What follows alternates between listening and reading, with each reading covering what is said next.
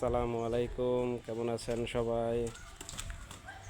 আশা করি আল্লাহর রহমতে ভালো আছেন।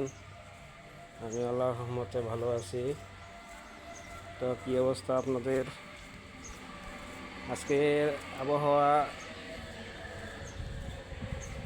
একটু ঠান্ডা, বৃষ্টি হয়েছে, তাই আকাশটা খুবই মেঘাচ্ছন্ন। সুন্দর পরিবেশ, ঠান্ডা পরিবেশ, গরম নাই। তো কাঁধে কোদাল নিয়ে যাইতেছি ধান ক্ষেতের পানি ছাড়ার জন্য। বড় ধান তো, বেশি বৃষ্টি হইলে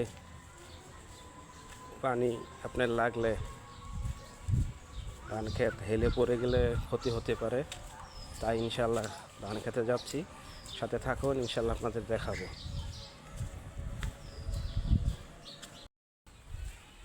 আলহামদুলিল্লাহ, এই তো চলে এসেছি কাছাকাছি। এই তো ধান খেতে চলে এসেছি ইনশাল্লাহ। এই কোদালটা রাখলাম, এই যে ইনশাল্লাহ এটা আমার ক্ষেত। এই সবাই দোয়া করবেন, এটা আমার ক্ষেত। এই যে, ঠিক আছে।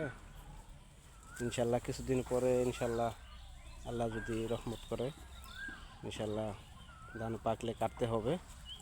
অফিস শেষ করে ইনশাল্লাহ ধান খেতে আসলাম, ক্ষেতটা দেখার জন্যে।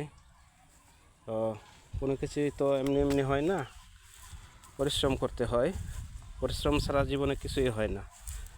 তো পরিশ্রম সৌভাগ্যের প্রসূতি, ইনশাল্লাহ সবাই দোয়া করবেন।